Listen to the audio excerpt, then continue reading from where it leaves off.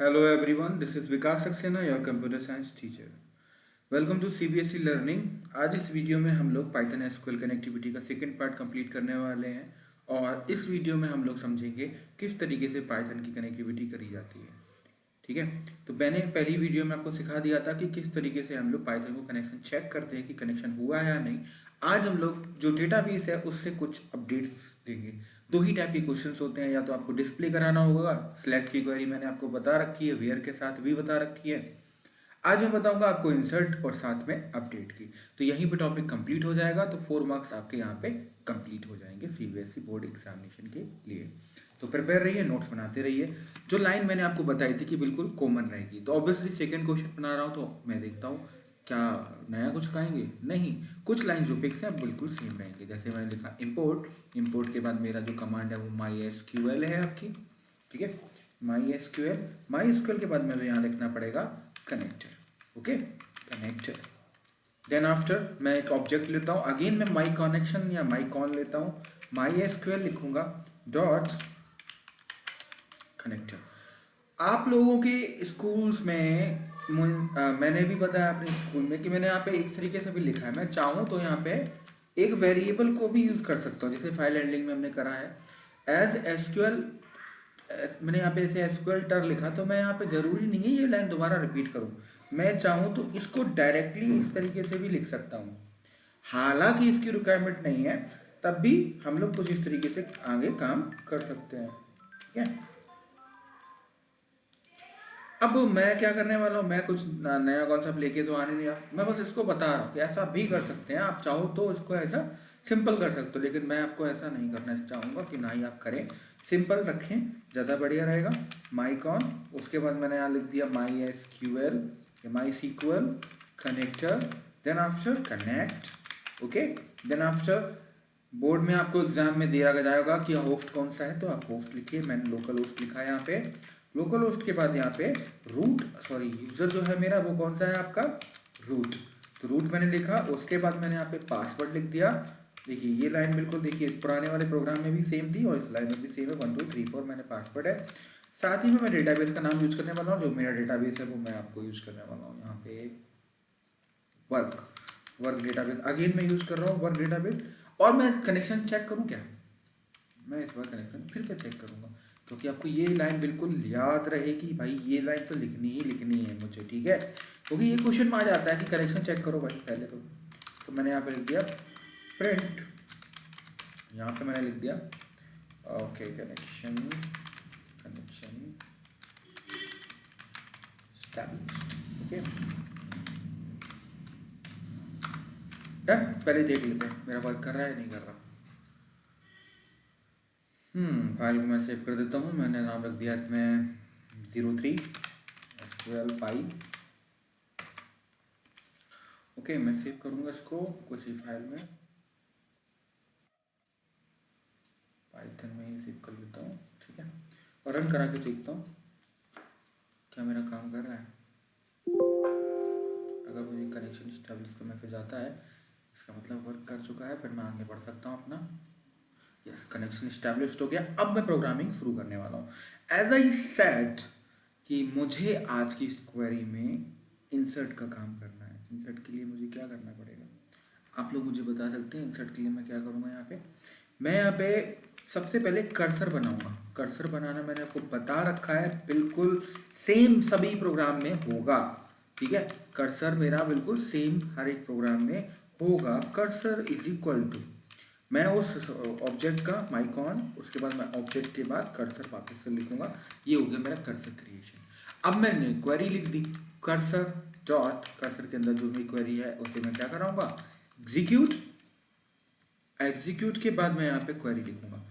मैं आपको ये बताना चाह रहा हूँ कि मैं आपको 100 टेबल्स का बता चुका हूँ, सिलेक्ट की क्वेरी बताता हूँ, और आज मैं बताने वाला हूँ इंसर्ट की क्वेरी। इंसर्ट इनटू टेबल का नाम। देखिए मैं 100 टेबल्स नहीं बनाने वाला, तो मैं ऑब्वियसली यहाँ पे टेबल का नाम चेक करने वाला हूँ। तो मैं यहाँ पे टेबल्स देख लेता हूँ, टेबल्स कौन सी हैं। टेबल्स मेरी, मैं ऑर्डर्स को देख लेता हूँ, ऑर्डर्स क्या है। मैं ऑर्डर्स को देखता हूँ कि ऑर्डर्स में मेरा क्या है।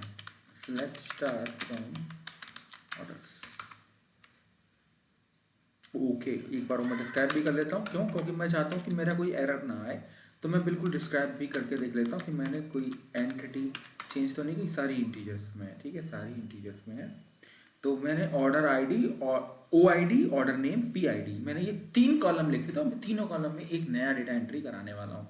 आप देख सकते हो यहाँ पर टोटल नंबर ऑफ रो कितनी है, 6 है, और मैं बता चुका हूँ लास्ट वीडियो में रो नंबर काउंट कैसे करते हैं रो काउंट फंक्शन के थ्रू। ठीक है, इंसर्ट इनटू टेबल का नाम जो है मेरा ऑर्डर्स, ऑर्डर्स है ना, यस ऑर्डर्स, एस भी लगा हुआ है। इंसर्ट इनटू ऑर्डर्स, ऑर्डर्स के बाद आप लगाएंगे, ऑर्डर्स के बाद आप इसको क्या लगाएंगे, वैल्यूज।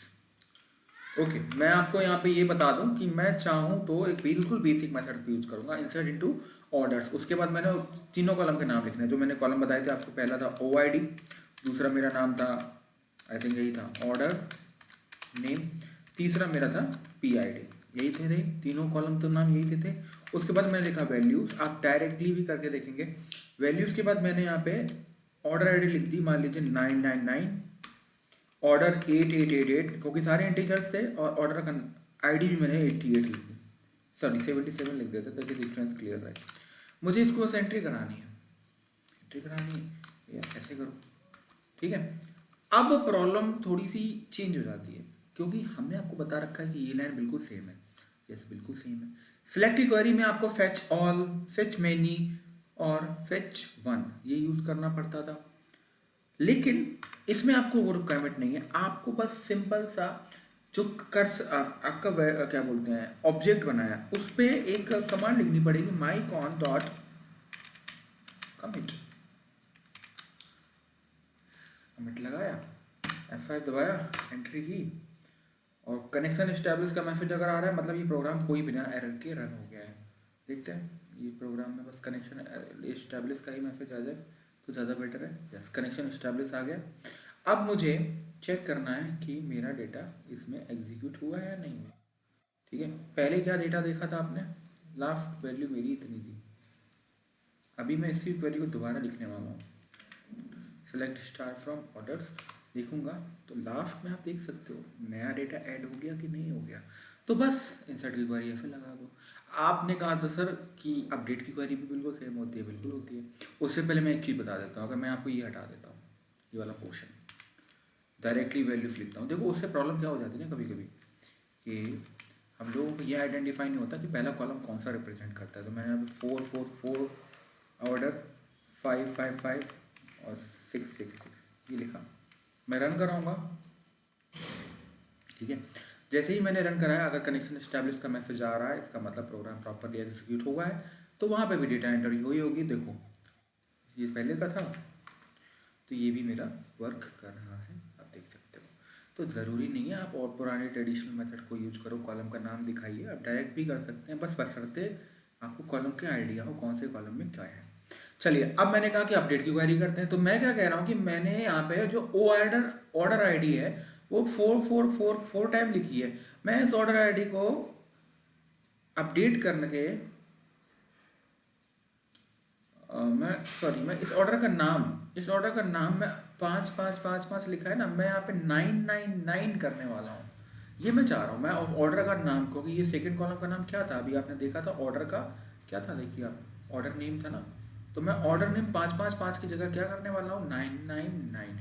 तो भैया अपडेट की क्वेरी आपको मालूम होना चाहिए, अपडेट के बाद आपको उस टेबल का, यस आपको भैया एकदम बिल्कुल क्लियर, अपडेट के बाद उस टेबल का नाम क्या है मेरा, ऑर्डर्स, अपडेट ऑर्डर्स के बाद एक कमांड होती है सेट करना क्या था, मैंने क्या बोला था भैया, ऑर्डर नेम का लो, ऑर्डर नेम कितना कर, इक्वल टू नहीं लगाया मैंने, हाँ ठीक, इक्वल टू ऑर्डर नेम मेरा चाहता हूँ मैं, क्या बोला था मैंने 999, ठीक है 999 बोला था। वेयर ओ आई डी, मैं इस तरीके से लिखता हूँ, where O I D is equal to 4444, I think 4 बार था, बस ये हो तो मेरा अपडेट हो जाए, यही तो करना है। चेक करके देखते हैं वर्क करेगा कि नहीं। अगर कनेक्शन इस्टेब्लिश का मैसेज आ गया, इसका मतलब ये भी वर्क करने लगा है, देखते हैं। अगर कनेक्शन इस्टेब्लिश का मैसेज आई बिलीव आ जाना चाहिए, नहीं तो एरर बहुत जल्दी आ जाती है। कनेक्शन इस्टेब्लिश हुआ मतलब मैसेज हुआ, ये एक मैसेज एक रिप्रेजेंटेशन है कि प्रोग्राम प्रॉपरली एग्जीक्यूट हो रहा है, इसलिए मैंने यहाँ पे लिख के दिया और काम भी आता है काफ़ी। देख लेते हैं क्या मेरा ये जो डेटा मैंने बोला था कि यहाँ पे 555 है वो 999 हो जाए, ये वर्क किया या नहीं किया देखते हैं। आई बिलीव आपको इंसर्ट की क्वेरी क्लियर होगी, अपडेट की क्वेरी क्लियर होगी। एक चीज़ और मैं आपको बताना चाहता हूँ जो मैंने आपको पहले शायद ना बताई हो, यहाँ ध्यान रखिए।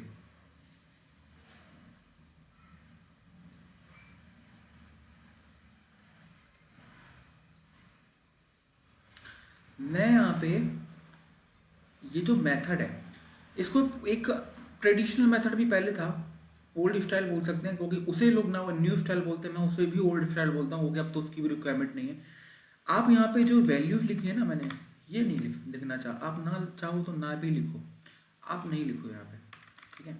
आप यहाँ पे करो क्या वो देखना ध्यान से, आप यहाँ पे बस ये करो, आप यहाँ पे ये लगा दो करली ब्रेसेस, ठीक है, दोनों जगह पे, और यहाँ पे करली ब्रेसेस लगा के बस जब आपकी क्वेरी कंप्लीट हो जाए डॉट लगाइए और फॉर्मेट लगाइए। फॉर्मेट के बाद आपको पहले करली ब्रेसेस की वैल्यू मान लीजिए, मैं यहाँ पे ये चाह रहा हूँ कि मुझे यहाँ पे जो 4 टाइम 8 था ना इसको अपडेट करना है, ठीक है। तो इसकी जो आईडी है कौन सी, 999 है, ध्यान से देखना। तो मैं यहाँ पे क्या कर रहा हूँ कि जो मेरा ऑर्डर नेम बदल के आए वो 888 4 टाइम जो 9 है जो भी है मैं उसको 0101 चाहता हूँ, और कहाँ पे चाह रहा हूँ, 888 इसकी जगह चाह रहा हूँ, तो मुझे इसका रेफरेंस लेना पड़ेगा ऑर्डर आईडी का। ऑर्डर आईडी का रेफरेंस क्या होना चाहिए, जो कि है वेयर कंडीशन वाला 999। मतलब ये जो वैल्यू है मैंने यहाँ से यहाँ ना लिख के, यहाँ पे ना लिख के सीधा यहाँ फॉर्मेट के अंदर लिखी है, तो भी काम होगा, है ना। ब्रैकेट क्लोज करेंगे ये फाइनल वाला और चेक करेंगे कि क्या होता है। अगर फिर से कुछ आ रहा है leading zero, okay leading zero is not permitted in SQL also, so मैं यहाँ पे 101 कर देता हूँ, कोई इशू नहीं है, ठीक है। कनेक्शन इस्टेब्लिश का मैसेज अगर आ गया तो नहीं आ सकता, हाँ देखते हैं। अगर मैसेज आ रहा है कनेक्शन इस्टेब्लिश का मतलब प्रोग्राम एग्जीक्यूट कर चुका है, और हम वहाँ पे जाके ये जो 4 टाइम 8 था देखते हैं वो वर्क करा कि नहीं करा, और मेरा वहाँ पे 101 हो गया। तो ये एक मेथड है जो आप चाहो तो उसको यूज़ कर सकते हो, लेकिन आजकल डायरेक्टली क्वेरी में काम बिल्कुल होता है, आप डायरेक्ट क्वेरी लिखिए बिल्कुल काम होगा। 4 मार्क्स के क्वेश्चन आते हैं, 3 ही टाइप के क्वेश्चन थे, एक अपडेट का, एक इंसर्ट का, और एक आपका सेलेक्ट का। ध्यान से इसको करिए, फिर से मैं बता देता हूँ, ये 4 लाइन जो मैंने आपको बताई हैं ये सभी प्रोग्राम में सेम है। और लास्ट में एक काम मैं बता देता हूँ, आपको उस कर्सर को क्लोज भी करना चाहिए, माइकॉन डॉट क्लोज, इससे इन्वायरमेंट क्लीन हो जाता है, जो उसको डेटा है वो दिक्कत नहीं करता, तो इससे दिक्कत नहीं आती है। तो आप माई क्लोज करके कर्सर को क्लोज कर दीजिए, और दोबारा से तो हो गया तो कोई दिक्कत नहीं है, वो एग्जीक्यूट दोबारा रिपीट होगी, तो ये लाइन भी आप एडिशनल कर सकते हैं। तो आई बिलीव यहाँ तक आपको पाइथन एसक्यूएल कनेक्टिविटी के प्रोग्राम सभी क्लियर हो गए होंगे। याद रहे ये वाला जो डेटा है वो अपडेट होता रहता है, बोर्ड के एग्जाम में आपको डेटा दिया जाएगा, बस वहाँ पे जो भी बोले होस्ट का नाम वो, जो भी यूज़र का नाम बोले वो, जो भी पासवर्ड का नाम बोले वो, जो भी डेटाबेस का नाम बोले, जो भी डेटाबेस के बाद ऑर्डर टेबल का नाम बोले वो यहाँ पे टेबल का नाम, और जो भी क्वेरी बोले वो आपको यहाँ पे करनी है। बस इतना ध्यान रखना कि अगर आप अपडेट और इंसर्ट करा रहे हैं तो आपको ये वाला लाइन जरूर लिखना पड़ेगा, कमिट वाला कमेंट। और अगर आप लोग सिलेक्ट वाला कर रहे हैं तो मैं आपको पुरानी वाली फाइल दिखा देता हूँ। पुरानी वाली फाइल आपको फाइल ये वाली याद होगी, कुछ मैंने ये बनाई थी जिसमें मैंने आपको फैच वाले कॉन्सेप्ट बताए थे, जिसमें आपको ये वाला कॉन्सेप्ट भी बताया था। तो आई बिलीव ये दोनों चीज़ें आपको क्लियर हो गई होंगी। आज की इस वीडियो में यहीं तक रुकते हैं, तो फिर कल मिलते हैं किसी नए टॉपिक पे। आई बिलीव आपको कॉन्सेप्ट क्लियर होंगे। कुछ डाउट्स है तो आप टेलीग्राम ग्रुप ज्वाइन करिए और अपने डाउट्स पूछिए, वहाँ पे PDF शेयर करता रहता हूँ। Thank you everyone.